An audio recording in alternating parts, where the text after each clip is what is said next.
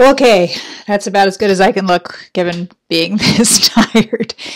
I want to talk to you about the last 12 hours of reporting at Eli and what's coming up. If you are a regular East Lansing Info reader, I need like a couple minutes of your time.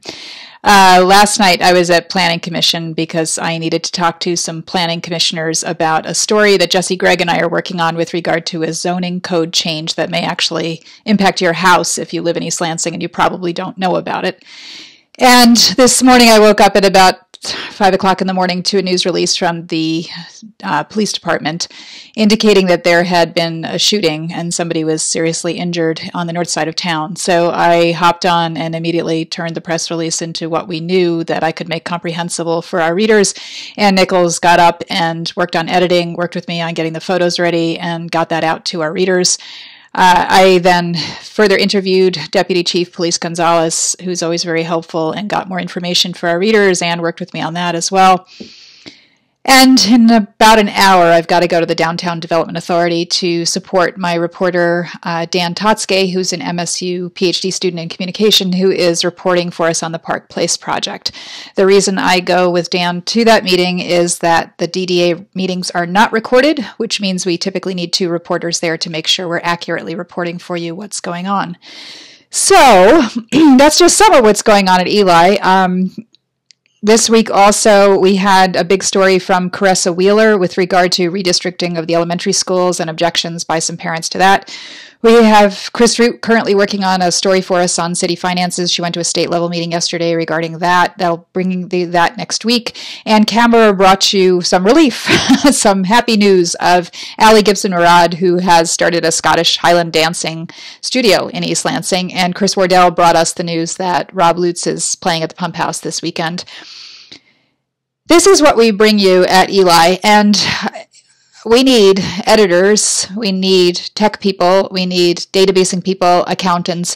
What you see me and the other reporters bringing is really just the tip of the iceberg of what the organization requires in terms of bringing that news to you, making sure it's free and available to everybody. Right now, we run at about $80,000 a year. Next year, we'll spend about $100,000, which means right now we need to raise about $80,000 to get through next year. Why do we do this for East Lansing? The answer I would give you is that the reason I founded East Lansing Info, years ago, I was working on a book, about 4 or 5 years ago, on a book called Galileo's Middle Finger, and that was about national scientific controversies. And as I was working on that project, which took me about 4 years, I saw the collapse of mainstream investigative journalism that was being caused by the internet.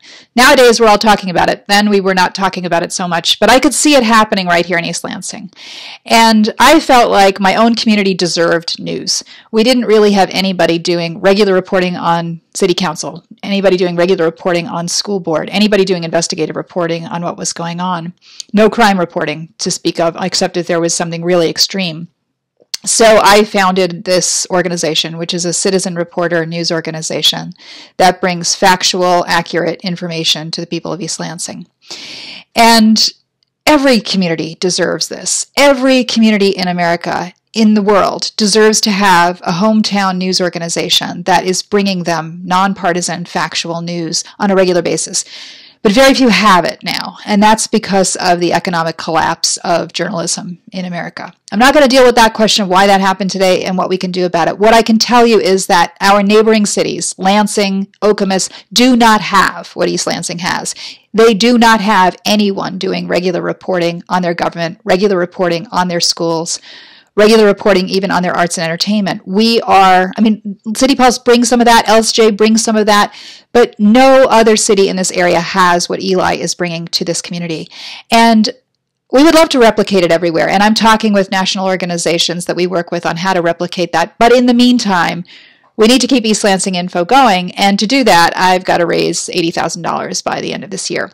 Right now, we have raised about $18,000, which is fantastic. That includes matching funds, so it's about $9,000 plus about $9,000 of matching funds. We have $40,000 worth of matching funds. If we can raise $40,000, we will have raised $80,000. So what I need you to do now is to think about going to eastlansinginfo.org/donate and giving us money.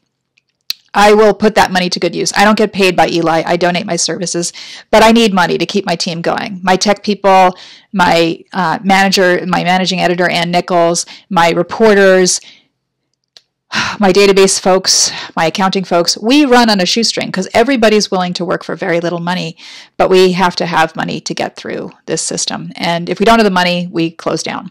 So what I'm asking you to do is go to eastlansinginfo.org/donate and give what you can. If you can't remember that address, just go to our website, East Lansing Info, and you'll see on there a big yellow button on the right side, big yellow box that says where you can donate. Click on that and it'll take you to the donation system. Thanks.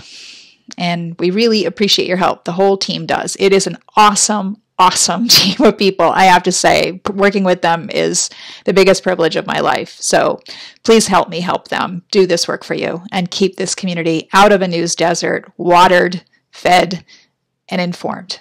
Thanks.